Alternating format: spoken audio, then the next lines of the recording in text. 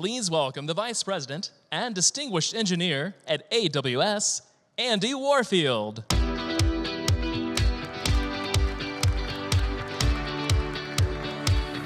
Hi, everyone. Thanks for coming. I'm Andy Warfield. I'm an engineer, and I work across the storage teams at Amazon. And I am delighted to be here today. This is one of my favorite parts of the year because I get to stand up here and I get to tell you about all of the cool things that our teams have built over the past 12 months. And in addition to hearing from me, I am joined by Kat Swetel from Nubank and Ashwini Sonder from Roche to tell you a bit about being a customer of our storage services.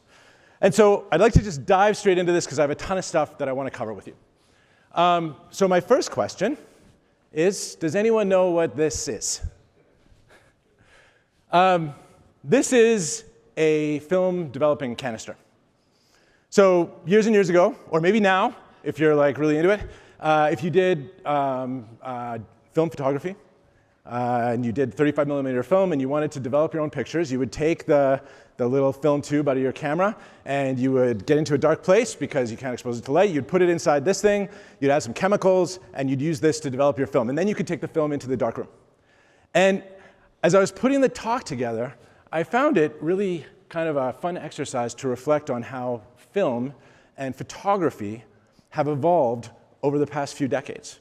Because we had this thing of like, developing our own film, photo labs, eventually 1 hour photo labs, digital SLRs, right? Still very much the same sort of experience of photography. And now, virtually everyone in this room probably has a camera in their pocket on their phone that takes incredibly high quality pictures.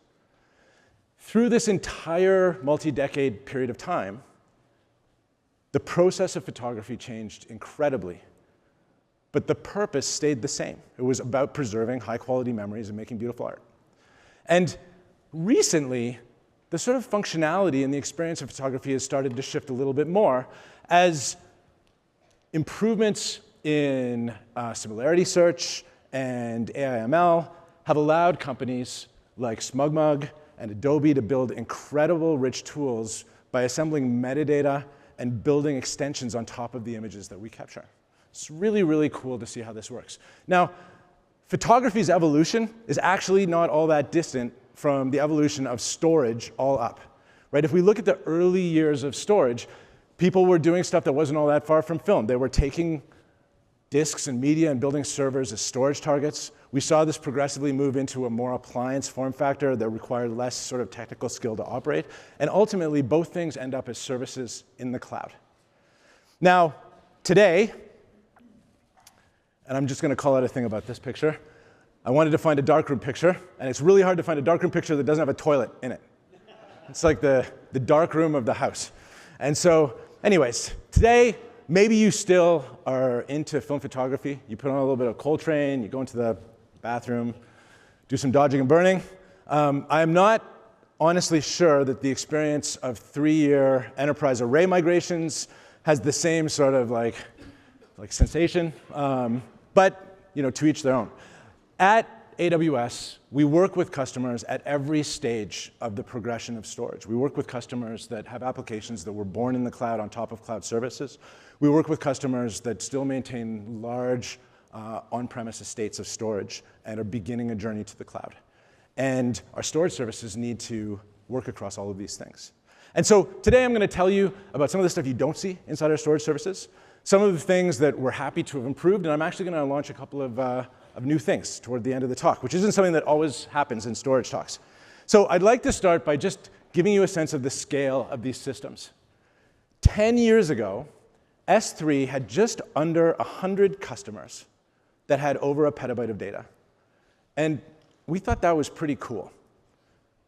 The idea that our customers' businesses were operating at this scale of data was absolutely remarkable, and that we were serving these like really, really enormous, valuable data sets. 10 years later, today, we have thousands of customers at that scale, and even some customers at exabyte scale running on top of S3. Now, the thing that's really interesting to call out is that the service has remained the service for 18 years. And the team has managed to continue to scale this without customers having to worry about provisioning or thinking about how it grew. And so I thought I would take a few minutes at the start of the talk to tell you a little bit about one aspect of what's involved in that scale. And there's two bits of this that I want to talk about. But first, to tell you about S3 in particular and how the internals of it work, we've got to start by talking about hard disks. And if any of you have seen me talk before, you know that there's a risk that I could spend the rest of the hour talking about hard disks because I am really, really enthusiastic about them. But I'm not going to. I'm just going to give you a couple of simple observations. The hard disk looks like a record player since we're talking about vintage technologies. It has an arm with a head on the end that reads off of magnetic media. These things are so wonderful in terms of the technical innovations that happen year over year with them that at this point, just to give you one sense of how sophisticated hard drives are, the head, effectively the needle on the record player, floats on a convection of air or on a current of air from the spinning disk above the drive. That distance from the head to the drive is called the fly height. And on a modern hard drive, the fly height is 1 nanometer. To give you a helpful analog to that, that's 10 carbon atoms. Maybe that's not a helpful analog, but it's really, really crazily close. And there's, like, we could walk through any aspect of the drive and talk about just incredible things. The density of data on these drives is incredible. And if you look at how hard drives have evolved, we keep thinking that we're not going to be able to possibly fit more data onto these drives. And every year we are surprised by the innovation that the hard drive manufacturers manage to come up with. And so these drives that in the early days of S3 in 2006 were 256 gigabytes right on our servers, today are over 20 terabytes each. And because of the production of data and our desire to keep storage costs as low as possible for you, we race to adopt the largest hard drives we can as they become available, right? It keeps data onto a lower floor space, reduces power consumption, and keeps costs down. However, hard drives are remarkable and unique because they're a piece of technology that on a performance basis gets worse every year. The mechanical aspect of that arm moving over the head of the drive and the spinning motor mean that you can only do about 100 to 120 operations per second, and it's been like that for decades. And so as we pack more and more data, the operations you can do per second on the drive actually fall, which means that for the team to adopt larger drives, the team has to innovate every year to be more efficient with the performance of these drives. So there's two bits of this that I'm going to tell you about really quickly. And the first one is just a mention. I would love to spend a big chunk of the talk talking about this. I'm going to refer you to Dave Brown's section of Peter's talk last night. We innovate soup to nuts right through the entire storage stack. And for hard drive racks, one thing that we found was that as we got to denser and denser hard drives, to be really, really flexible and innovative on the software teams, we needed to be as flexible as we were with the form factor, or as we could with the form factor of compute. And so after about 4 years of work, we've moved into a production form factor for our racks that takes advantage of AWS Nitro to virtualize the hard drives that we use in S3's racks. And so we've disaggregated our storage racks, and we build hard drive racks that have an absolute minimum of compute in them, and really, really simple componentry. So we've removed as much complexity from the hard drive racks as we can, and then use standard diskless EC2 compute instances for all of the software that manages our racks. And this is a direction that allows us to more flexibly adopt new drives and to be really, really flexible with the compute that runs on top of it. OK. The second aspect of our fleet that I want to talk to you about has to do with that I/O, right? The heat of the data and the aggregation of workloads is absolutely central to S3, right? Because we need to balance all the workloads across all the drives. And so I want to get you to think about your data kind of from a thermodynamics perspective, right? That the data has these like really innate properties when we deal with them in aggregates. And so if you think about a file on your phone or on your laptop or on your server, an observation about storage first up is that most of the time it's doing absolutely nothing, right? Stored data tends to be idle almost always. And so if you have to build a storage system, you typically have to build for peaks, and you have enormous valleys that are fairly wasteful, right? And this has always been a challenge with building small or single-tenant storage systems. However, A huge benefit to building a multi-tenant system is we get to stack up all of those bursts. And by aggregating lots and lots of tenants, we get a smoothing impact on the overall storage workload. And so when we build S3, we actually get to build for this massively smoothed workload.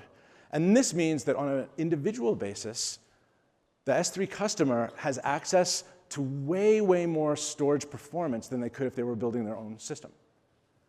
And so when we go and look at this, what we actually find is that there are tens of thousands of customer buckets whose data resides on over 1 million physical hard disks, which is just like an amazing thing to think about. Like, imagine building that system for yourself. The second property that's really interesting to think about with the way that data behaves is data tends to be much hotter when it's young and to cool as it ages. And this is kind of intuitive, right? Like when you think about sharing something to social media, it's very popular, quickly becomes, cool. For me, really, really quickly.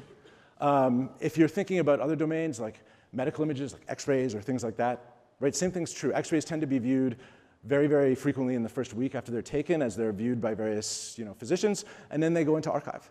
And so, if we land new S3 capacity, the way that you might add a new disk to a computer, we would be adding all of that hot data, and it wouldn't be this terrible, but we would be localizing all of that heat on racks. And so one of the things that the team really has to be intentional about is the simple problem of bringing new space online. Right? And the way that we do it is we do a similar thing. We aggregate up these bundles of data, and by taking data that's about the same age and allowing it to cool, when we bring new capacity online, we can take advantage of this aggregate. And when we bring in a new rack, before it starts to serve any customer requests, we first take some of that colder data and we fill the rack up to about the same level of fullness as all of the other racks in the fleet. And so we actually balance out the population of storage in our racks, and then we bring it online and allow it to serve with everything else. And so we're constantly working to rebalance where the data lives inside the S3 storage fleet in order to spread data and take the best possible advantage of the performance from those IOPS-starved hard drives. And so that's a view of the stuff you don't see. The fascinating thing about this for me is I could probably do one of these stories every day for the next 2 years about like the crazy little bits of stuff that happens inside our storage services. The bulk of what the teams do is invisible to you, right? And the teams actually find that to be kind of the biggest reward of working in storage, right? When we do things right, you don't think about storage, you think about data. There are some places where, as we build our systems, there are limits. And we are constantly thinking about these limits. In fact, probably, if we were to like aggregate all of the customer requests about our storage systems, it would be that you want us to build limitless systems, kind of like the way that S3 scales capacity. Right? Now, the reality of this is when I talk about our goal of building limitless storage, I have to put in a little something. It's to the right of the last S. Can you? Here, I'll zoom in for you. There's a couple of limits inside our storage systems, and these bug us a lot, right? They bug everyone on the team. And so we're constantly, evaluating the limits we have and what we can do about them. I want to walk you through some of the limits that we've removed or loosened in the last year, right? The first one is Amazon FSx is our enterprise-facing collection of storage products, right? FSx is a set of managed storage systems, FSx for Windows, FSx for NetApp ONTAP, FSx for Lustre, and OpenZFS. Right? The operational premise of FSx is that you have a managed appliance that looks a lot like the storage that you might have in an enterprise data center. The OpenZFS team has been building from the beginning on SSD-based instances. OpenZFS is a NAS storage appliance that is a really, really common path for NAS workloads into the cloud. However, because it was built on SSDs, enterprise customers that had large cold data sets built on top of hard drive-based storage appliances found that the cost premise of OpenZFS on FSx was prohibitive for them to adopt. And so the team did a really cool thing. They sat down through the year and they reinvented OpenZFS around dealing with cold data. What they did was they built an intelligent tiering storage class for OpenZFS. And what this does is it adds a hard drive cost basis style of storage, but instead of building on top of hard drive-based instances, they took advantage of S3 and the millions of drives that we can back things onto. As a result, FSx OpenZFS has 85% lower cost than the SSD-based version of FSx, and it's actually up to 20% lower cost than hosting those same workloads on enterprise hard drive-based arrays. But it's not just the cost thing. The fact that this is backed on S3 means that when you need to move data up and down between tiers, it can happen at remarkable speeds because you have this like huge, rich set of storage bandwidth to draw on. So the experience of running this is incredible. Similarly, because it's elastic, as data floats up and down between tiers, you're only paying for the tiers of data that you use. Another dimension of limits is performance. And every year, we work like crazy on performance. The EFS team, Amazon's elastic file system, achieved a 10x increase on read IOPS per file system in the past year by just focusing on a whole bunch of performance-sensitive work around request handling in the system. They also lifted by 2x the file system throughput limit to 60 gigabytes per second.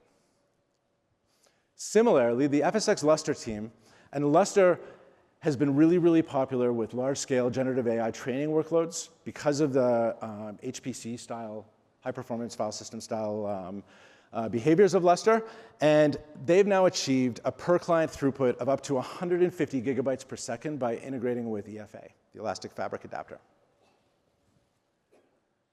There's one more kind of limit that I'd like to talk to you about, and this one is very close to my heart as a frustration in any system, which is numerical limits, right? There are cases in our software where when we first build it, we have to kind of choose a number that we're going to test to, that we're going to design to, and there's a limit that's imposed. And in S3, one of the notorious ones of these is the bucket limit per account, right? There's historically been a 100 bucket limit per account. Earlier in the year, I was meeting with a customer who was frustrated with the 100 bucket limit, and they were talking about how they mediated access to create buckets inside their organizations, and they said, oh, we use skip for bucket mediation. And the meeting has lots of conversation, and I'm working through it, and I'm listening, but I've never heard of skip before, and so I'm looking on GitHub to see if I can find S3 skip, and I can't, and so I put my hand up and said, sorry, just on that skip thing, what is skip? And they said, oh, skip is just down the hall. This is skip. Skip is the guy with create bucket credentials inside our organization, and if you need a bucket, Skip decides whether you can have it.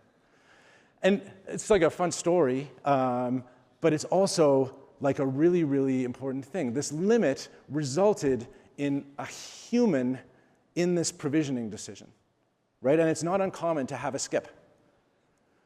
And so early in the year, about a month ago, we announced that we've done a ton of work on the bucket metadata system inside S3, and we've raised the bucket limits to 1 million buckets. There are a couple of really interesting things to call out about this that are sort of engineering lessons and sort of S3 lessons. One of them is it's a resource request to go north of 10,000 buckets. And I'll call that out because a lesson that we found as we started to build the higher bucket limits was the list all my buckets API just streams a result to you.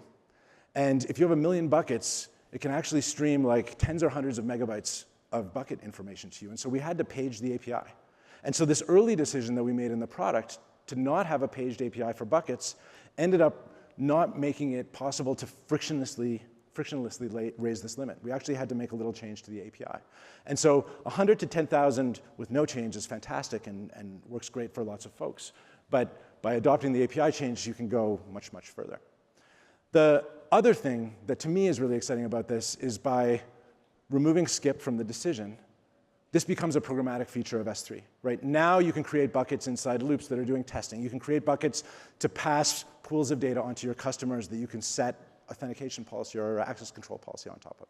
And so it changes this provisioning thing into a fully programmatic thing, and I think that's really valuable.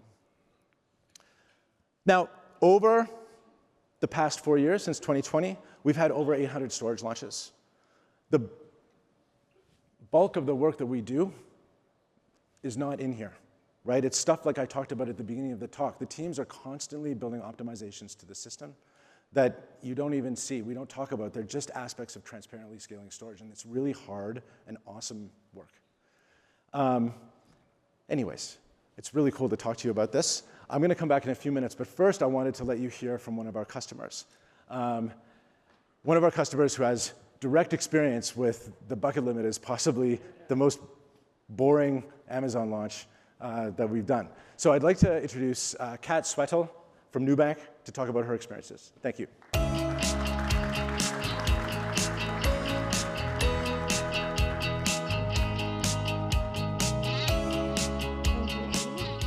Hello, reInvent. How are you? All right, at Nubank, our mission is to fight complexity and empower our 110 million customers. And I'm so pleased to be here today to represent the hard work of many Nubankers towards achieving that scale. Since our founding in 2013 in São Paulo, Nubank has experienced impressive hypergrowth. We started off with just one product in one country, our credit card in Brazil, and now we have dozens of products across 3 countries, Brazil, Mexico, and Colombia. And that kind of hypergrowth in our business obviously means hypergrowth in our technical environments, and that pace of growth would be largely impossible without the cloud. So Nubank was born on AWS. The São Paulo region had just opened shortly before our founding. And today we use over 40 AWS services, and we have an enormous fleet of over 4,500 microservices deployed across the different countries where we operate. And each one of those microservices is dependent on multiple S3 buckets. And that translates to about 325 petabytes of data stored in S3. And over 18 trillion S3 API calls made every month. To say that we make extensive use of S3 would be a little bit of an understatement. Then by 2022, we've grown a lot, and we've gotten to this point where we are about to hit the S3 bucket limit in some of our accounts.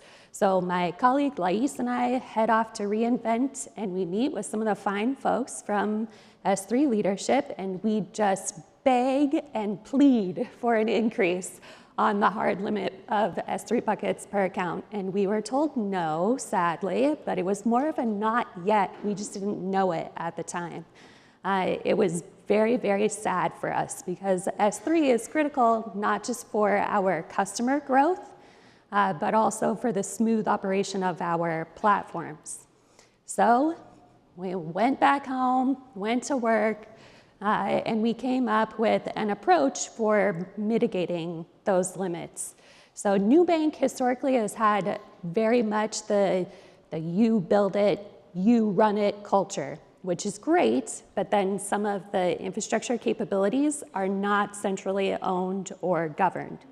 In 2022, it was very obvious to us that that wasn't going to work for all capabilities anymore. So in 23, we established storage as a central domain within our common technology platforms. So that newly formed team got to work. They collaborated with our cloud governance squad to come up with some forecasts of when we would hit the S3 bucket limits. We also made these scary countdown clocks of when we would hit the limit, and we reviewed that with senior engineering leadership about once a month. Once we had the forecasting in place, then we could get to work on some governance and cleanup of unused or underused S3 buckets. And that was a lot like driving a car with bad alignment. Like, you can't loosen your grip, you can't take your hands off the wheel for even a second. It was a constant, active effort to keep those buckets cleaned up. Then the game-changing approach was, it advanced, sorry. The game-changing approach was our storage accounts. So for storage resources that don't need to be located with the compute, we could move them in an automated fashion to an account dedicated for storage. We were most in danger of hitting the S3 limit, but there were other storage limits that we were in danger of hitting. So it was a good idea to come up with a more comprehensive approach. Now, obviously, we're not in the trouble that we once were. This is the latest countdown of when we'll hit the S3 bucket limit for any of our accounts. It'll be over 430 years.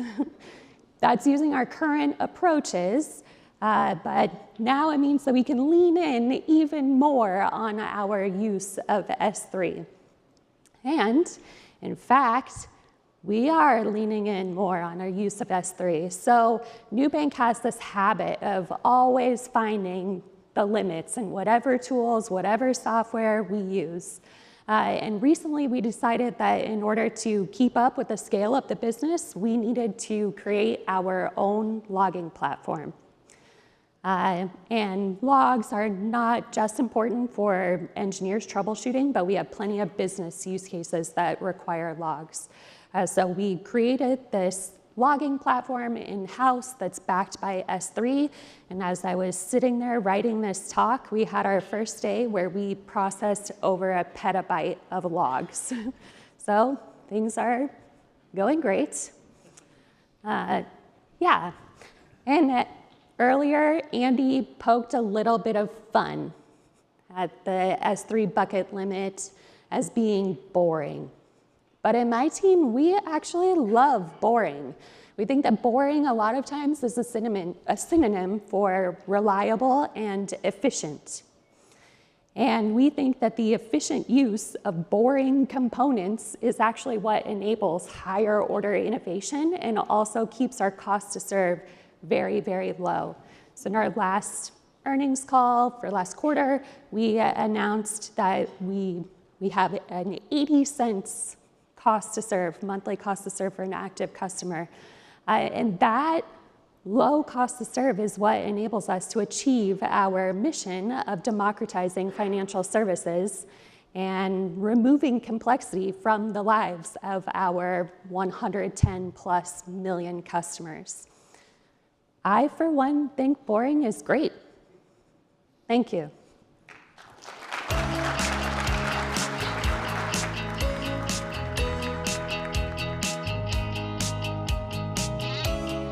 Thanks, Kat. Now's the part where I get to tell you about some of the new stuff, which is fun. When I was putting the talk together, I had this really enjoyable reflection on something that I love about working with S3 in particular. I was looking at the original web services launch, PRFAC, and there's this line in it about S3, that S3 is storage for the internet. And a thing that is really, really remarkable about the 18 years of S3's operation is that S3, the team has always said that we will go where the internet takes us, right? That as applications pull us in specific directions, we're not fixed to a narrow set of storage functionality. As a REST API and as a storage service, we will move to meet our customers' needs.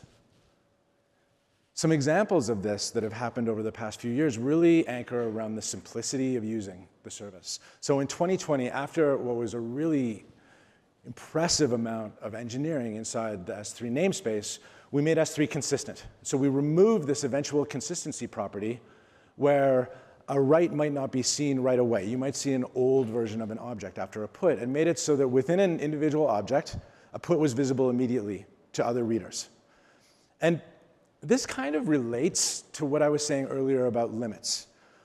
The view of the team is that when we don't solve these problems, you have to, right? And so in the case of eventual consistency, customers were building all sorts of external sort of protocols and consistency measures to make sure that they saw the right version of data in S3. We made that go away, and the resounding reaction was that it made applications simpler. Through the last year, we've begun to introduce another step of this ability to keep consistency and really clear views of what's happening inside S3. We've started to introduce a set of S3 conditional APIs. And conditionals let you go further with making sure that racing writes don't see each other. You can qualify a write to make sure that you are overwriting a specific version of an object and fail it if something snuck in ahead of that put. Now, we've heard great reactions about this, but there's a quote from Martin Traverso, one of the co-creators of Trino and the CTO of Starburst, that I really liked. I wanted to share with you.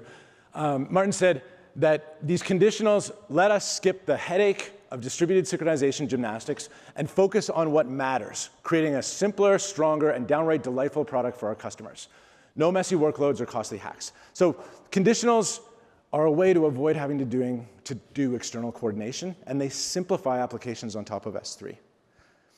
Another way that we changed the product over the years was last year's introduction of Express One Zone. Express One Zone was a latency-focused flavor of S3 that uses SSDs and exists in a single zone to get quicker responses to your gets and puts. Express One Zone moves S3 into a new performance domain that makes it more applicable as direct primary storage for some applications. Express One Zone is 10 times faster and offers 50% lower request costs, so it's less expensive to use for active data. We introduced namespace changes, effectively a rewrite of the namespace called directory buckets, to scale TPS up for TPS-intensive workloads. And a consistent finding that we've had as customers have started to build on top of Express through the past year is we keep hearing that customers are achieving TCO reductions, right? And the way that this TCO reduction works, this total cost of ownership, is that in many cases, as with Vivian Health, there's a larger analytics data processing job that is waiting on data from storage. And so if the compute cycles in that task are spending time waiting for I/O to complete, and you make the I/O faster, the compute job collapses in time, and you spend less time paying for compute. And so by moving these active workloads onto Express One Zone, we get an all-up reduction in cost, which is really cool to see. Now, that team has certainly not sat still since the launch last year.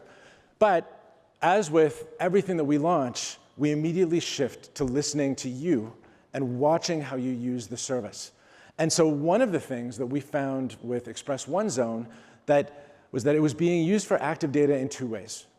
On the right path, it was being used a lot to do collection and aggregation of data. Things like logs being written into Express and then moved as large bundles off to S3 standard.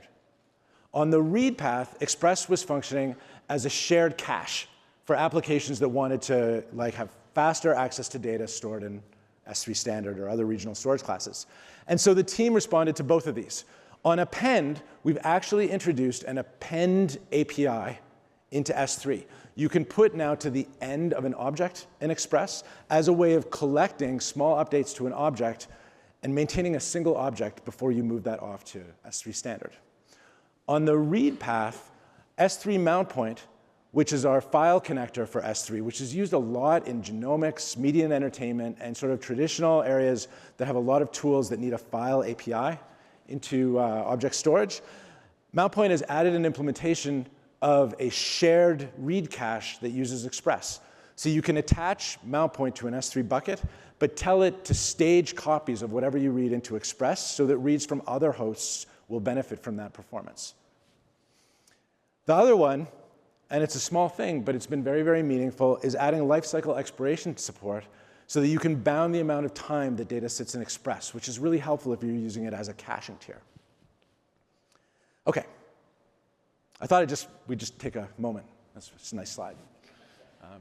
But also, we'll talk about data lakes and lake houses. So I figured it didn't need a title.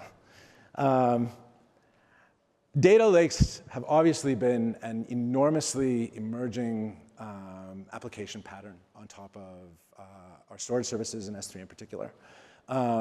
Data lakes have kind of, by convention, adopted the Parquet file format as a way of representing structured tabular data on top of S3. It's one of our largest, fastest growing types of data on S3. We serve 15 million requests just to Parquet objects every second. It's quite astounding. Hundreds of petabytes of Parquet data are served every day. Now, over the past few years, something that we've seen with Parquet is that Parquet provides a table format to represent a static table, right? It's like a bunch of columns and the rows in your table and all the data that's there. Parquet continues to work for mutable tables in some cases where folks are doing log appends and they just stack up lots of Parquet files inside the same prefix or inside their bucket. But as engines have become more sophisticated and as the data lake analytics use cases have grown in sophistication, people have wanted to do more and more with the data that's in S3, ultimately asking for much more traditional warehouse semantics on top of that data.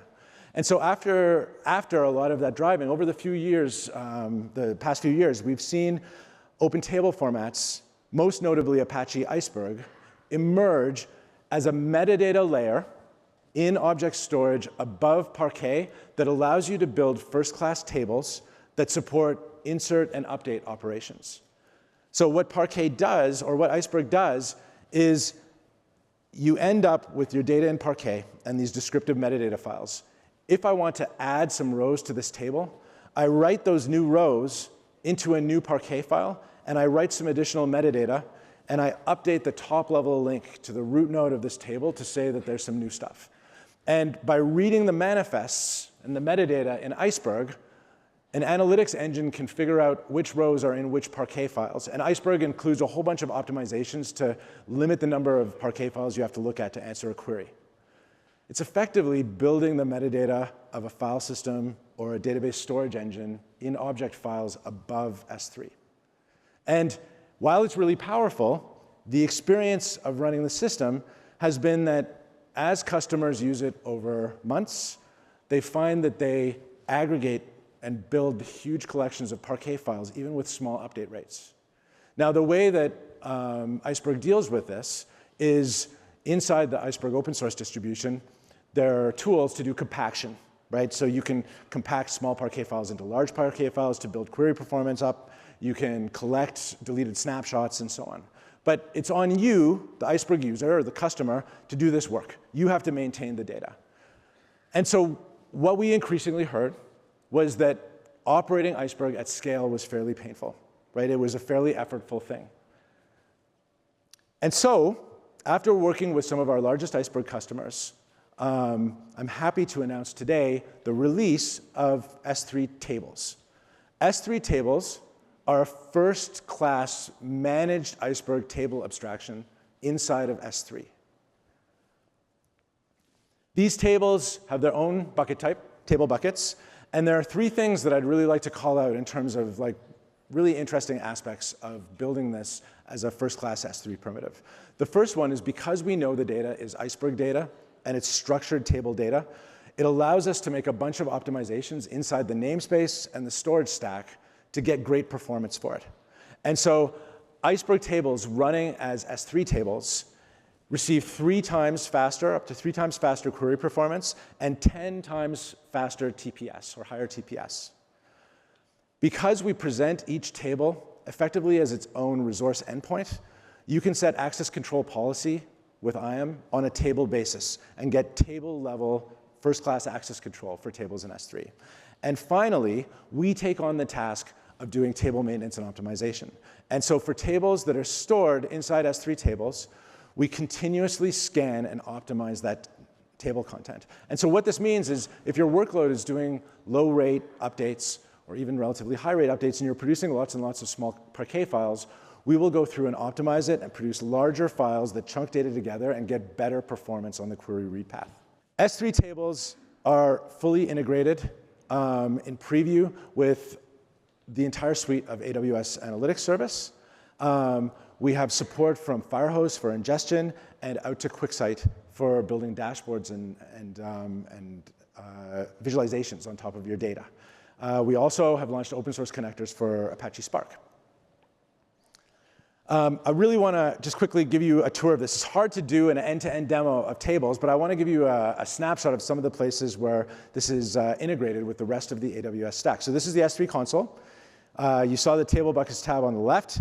This is creating a table. We can move over to EMR notebooks and create tables inside the bucket. Can attach these tables off to an existing application And so this is Amazon Data Firehose having attached the table, picking some fields to populate into the S3 table that we're working with. And then finally, we can go to QuickSight, attach to the table, reading from Iceberg, and put together a dashboard based on SQL queries from inside the content inside that bucket. And so now we can go from an existing application through Firehose into S3 and build a QuickSight dashboard. And with the Q integration that we've just launched for AWS QuickSight, you can build the queries and the entire structure of your dashboard using natural language sentences. It's really cool to see this end to end. So we're really excited about S3 tables as a finer-grained, structured primitive with the same elasticity as S3 for data storage. OK, at this point, I'd like to invite our second customer up, Ashwini Sonder from Roche.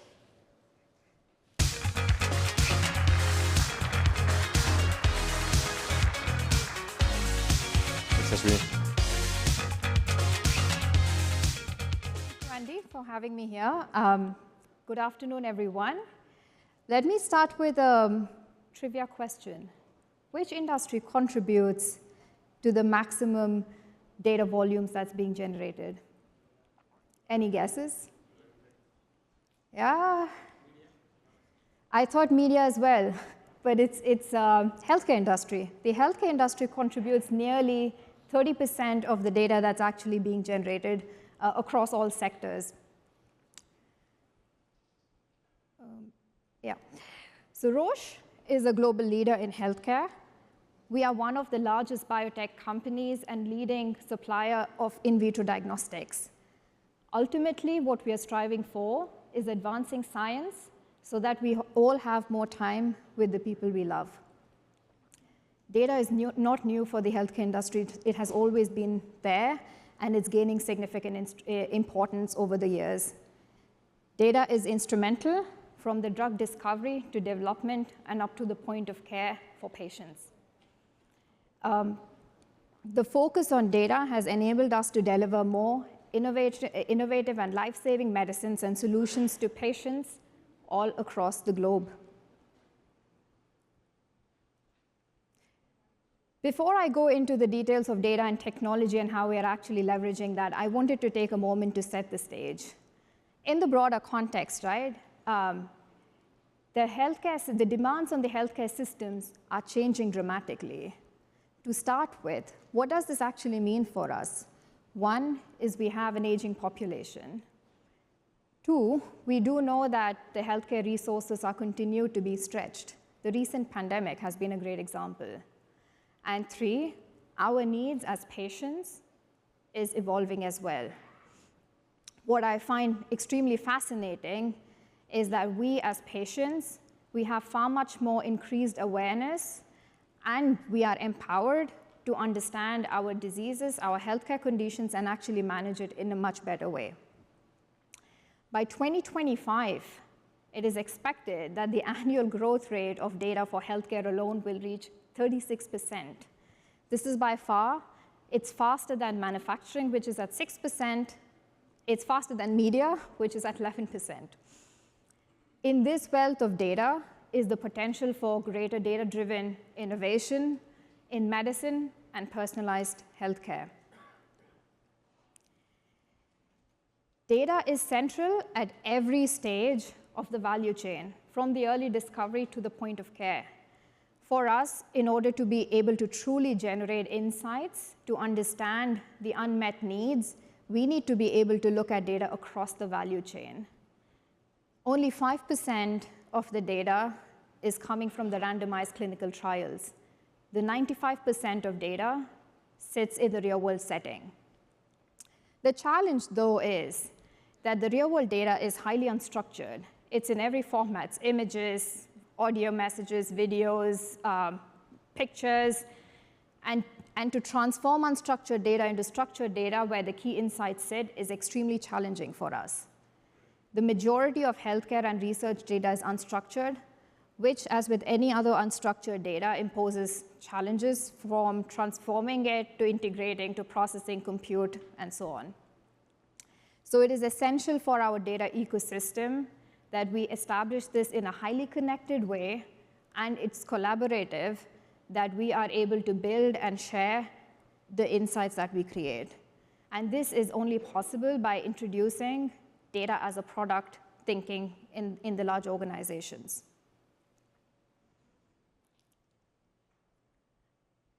Next, I want to share with you a use case that actually demonstrates the ways in which we are, is the slide moving? Oh, yeah. Next, I want to share with you the use case that demonstrates the way we are actually leveraging data across the value chain. I'm sure all of us sitting here, we've been at some point in a hospital at the emergency setting. I was there a couple years ago with my daughter when she broke her arm, and she had to wait literally 4 to 5 hours on a Saturday evening to get the x-ray done. What we know is the healthcare professionals at these hospitals are clearly at stretch. And it is estimated that every healthcare professional invests nearly 40 to 50% of their time in purely data management activities. That's literally 4 to 5 hours of their day. If we are able to shift these efforts towards easing their burden of doing the data management activities and automating it, we will be in a much better position to support them to be with patients much more. So go-to-market is a domain. It's more towards the tail end of the value chain that you saw previously, which enables Roche to understand our customers and patients, our healthcare professionals, so that we can deliver the services across the healthcare system. But for us to start introducing data product thinking into the go-to-market domain, we did have challenges as well. We did have technology constraints, so we have a lot of legacy systems. We did have skill set and expertise challenges, and we did have also the thinking of data product centricity was hard. But we also did see an opportunity there, and we wanted to create that impact for us to actually understand our stakeholders, leverage the insights that we actually get from the unstructured data that we have. So what we did is we took this challenge on. We brought in we integrated 40 plus different data sources, which had unstructured, semi-structured, structured data. It had more than 100 terabytes of data in it, more than 3,000 daily ingestions. And what we built is an architecture and an ecosystem enabled by technology that will actually help us to drive insights through AI and MLOps. Ultimately, what does this mean? We did leverage technology, but ultimately what this means is we reduce the burden of information gathering and management for our healthcare professionals so that they have much more time for patient care. There's a lot on this slide. It's slightly crowded, but I would like to break this down on how we've actually leveraged technology to bring data as a product. We have the imperative and the bold ambition to deliver the best experience, a seamless integrated experience for our data scientists, analysts, and the business users who are actually using these insights to engage with their customers and patients. Technically speaking, what we wanted to do in very simple terms is to leverage AI and MLOps to have a recommendation system, if I may say, to predict timely, targeted, and personalized insights for us in the organization to be able to create a seamless experience and engagement with our stakeholders. But for us to be able to do that, the architecture is great. And as Andy was mentioning, oftentimes when we start with implementing a new platform, we start with the analytics. We start with the cool stuff, which is the AI, ML. What we often forget is the data foundations. So we invested heavily on the data foundations, which you see pretty much on the center of that slide. The key to this for us was to start looking at how do we actually manage the data. So what are the data management capabilities that's required? Master data, reference data, terminology management. For us to actually have all of these data, we needed a solid store. And here I would say thanks to S3 that has enabled us to create that unified data layer where we are able to put all of this data that we get from the 40 different sources, the ingestions, and actually build that layer which is further integrated with our analytics tool. The entire foundation, I would say, from my experience, has been built on master data, metadata, stores, compute, and cataloging, right? And what's worked very well for us is S3 is so seamlessly integrated to the rest of the ecosystem of technology. It makes it also easier for us in terms of scalability and in terms of actually convenience and cost effectiveness as well. So through this experience of working with enterprise data across Roche, I have come away with few key takeaways. What you saw on the previous slide, the highest level of architecture, it has taken us 4 to 5 years to actually come to that. So what I would like to share back with this audience is some of the learnings that we've had that hopefully we knew 4 years ago. One is invest in strong data foundations. We need to make sure that we have the architecture. Data lineage is critical, and how do we make sure that we are establishing that from the source to the consumer? That is required. Here we need the cataloging and the S3 capabilities, and the metadata governance is extremely important. So invest and ensure that you have strong data foundations. Second, people. Invest in the people. It's people who create the insights and the meaning from the data. So make sure that we have the right skill set, and we are upskilling the colleagues that we have within the organization who are able to leverage the new technologies and actually bring that into the ecosystem. And third, and I would say one of the most important, is radically simplify. In large organizations, we often have the tendency to retain legacy and to build new. So when we are building new platforms, ensure that we are actually replacing legacy. And also when we look from an architectural perspective, make sure that we have a very simplified architecture which enables us to scale. Technology is evolving at a rapid pace, so we cannot create a monolith platform that cannot have replacement of technology as it grows. So radically simplify. With the increasing quantities of data and data types, we will need to invest far much more in integration and processing capabilities as well. So before I hand it back to Andy, what I wanted to pass the message over here is, in the healthcare industry, we are here to serve our patients. We use technology as a key enabler of data with which we drive and are able to drive outcomes for our patients so that we all have more time with the people we love. Thank you.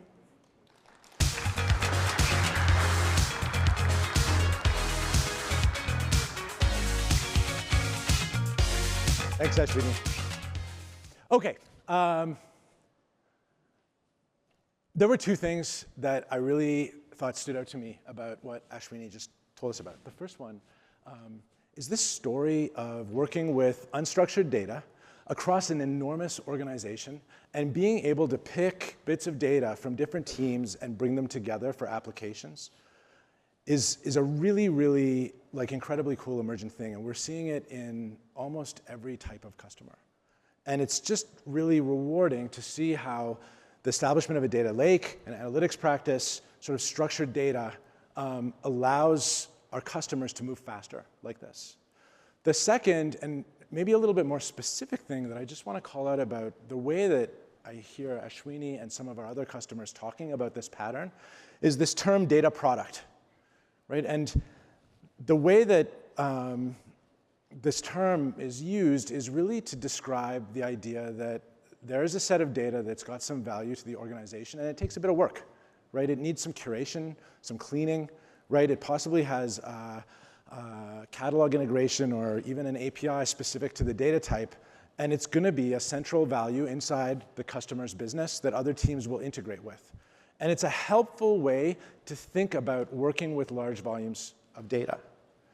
Now, this idea of large volumes of data is coming up in a lot of our storage conversations recently. The reality is that we frequently hear customers talking about the sheer volume of data that they're working with. They have so much data. And this is virtually never spoken in a negative way. There's just a lot of data. And internally, we know it has so much value. There's so many applications that we can potentially build on top of it. But at the same time, there's so much data. And so a lot of the focus on top of data lakes and large storage collections inside our storage services has really shifted to not just conversations about storage, which we've had for 2 decades, around performance and management and organization, and really shifted to finding and building on top of the right data, right? How do I filter for it? How do I curate it? How do I build usable data sets that I can go and then move really fast to build applications on top of? And ultimately, a lot of these conversations come around to building and collecting metadata on the data that we manage. The metadata layer ends up being really important. If I go back to the photography example that I used at the start of the talk, film photography had a real metadata problem. When you did film photography, the camera actually just took the picture, right? And the picture was on the film, and then when you got to do development and printing, you're like, I don't know if any of you had this, it's like, where was this? I don't even remember where this picture was. It's like a really cool picture from my vacation or whatever, but there's no metadata. And so professional photographers and folks doing a lot of photography would often keep a journal where they would write down the pictures that they took, and they would stick it to the roll of film so that when they developed, they knew what was there. There was a journal of changes. And so this concept is a lot like what we're kind of thinking of, and I'm going to come back to it in a sec. But first, I want to give you a really concrete example of the types of things that people are building using metadata on top of existing storage in S3. One of the most wonderful parts of my role at Amazon is I get to go and spend time with our customers and really learn from them. And so earlier this year, I spent this fantastic afternoon at Adobe sitting down with Roche, who runs the data platform for training generative foundation models at Adobe. And if you haven't seen some of the things that Adobe's doing with generative fill and some of the other Gen AI-powered tools, you should go and check out the demos, because it's absolutely incredible. Adobe's training pipeline takes advantage of collecting and applying metadata. So Adobe starts with many tens of millions of stock photographs in S3. And what they're ultimately going to do is use those photographs to train a generative image model. And so over on the right, we see a bunch of GPUs that are the training cluster. But it's not enough to just give the GPUs those photos. To really teach it about image construction, we have to give it other bits of information to understand the images. And so Adobe has teams that build metadata, not just the image metadata about the headers of the images and stuff, but also edge detection, depth perception, and even potentially text summaries of the images. And they take all of these things out of the metadata store, and when they go to train, they actually issue a query to it that builds a large canonical table of all of this metadata. And then they slice this table up, and they pass it to the GPUs for training. So this is like a really interesting example where the images have enormous value, but the metadata is what really makes it magical as they go off to train. And this is not only a generative AI pattern, right? This is something that tons of data lake customers do, whether it's building metadata on top of medical images or large PDF document collections or really any type of data you can imagine in storage. And so while building metadata collections and curating metadata is really, really valuable, it is a bit painful, right? You have to build effectively a data pipeline to monitor the stored data. You have to choose and design a metadata store to store the data in. And ultimately, that metadata store is valuable as a point of integration for your organization, but is not generalized with other external tools. And so the last announcement that I would like to talk through today is a preview of a new feature called S3 metadata. And S3 metadata takes advantage of S3 tables, effectively building a system table that you can automatically index and place metadata about your objects into. S3 metadata is a starting point for building rich metadata stores on top of data in S3. S3 metadata is structured at launch very similarly to the journal that I told you the photographer used. It produces a list of information whenever you mutate data in your bucket. So if you create an object, you get a row in a metadata table at that time that has all of the metadata about that object. Deletions are annotated, and object metadata changes are annotated as well in there. And so with S3 metadata, you get effectively a system table, queryable with SQL tools, because it's an S3 table, that is maintained up to date and provides you a rich set of metadata for your objects. Now, there are a few applications for this immediately. The first one, and this is kind of a boring one, but I think it's awesome as an S3 customer myself, is it's kind of like a really, really souped up list, right? If you need to go and find a bunch of objects in your bucket, now you can use SQL and you can query on any dimension of object metadata inside the bucket. So it becomes a very powerful way, if you're working with large collections of objects, to go and find exactly the data you need. So from a data discovery perspective, this is immediately a really, really valuable tool. It's a starting point to start building and understanding object lineage. And so if you need to understand what's changed in a bucket between a certain point in time, last Wednesday and today, this is a way to issue those queries. And finally, it is a way for you to augment and add your own metadata to data. So anything that's inside user-defined metadata fields or S3 object tags is automatically annotated inside the object metadata table, and you can query on that too. You can also, of course, build additional tables in the bucket and do joins across those tables.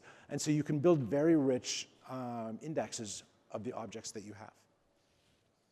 Now, I've used photography as a sort of running example through this talk. I could have used video or audio. I could have used PDFs, I guess, but it would have been a lot more boring in terms of visuals in the talk. But the bottom line is pretty much every type of data that we store in our storage services has undergone the same type of process changes over the past decades of being stored, right? The end goals of this data is fairly application specific, and it's for whatever you're using the data for. But storage is becoming less and less visible and more of an active role in letting you work with your data. Our teams measure ourselves by this, right? The less you think of us, the more we're doing our job well. And I'm excited to have you try out some of these new features. So thanks very much for joining me today.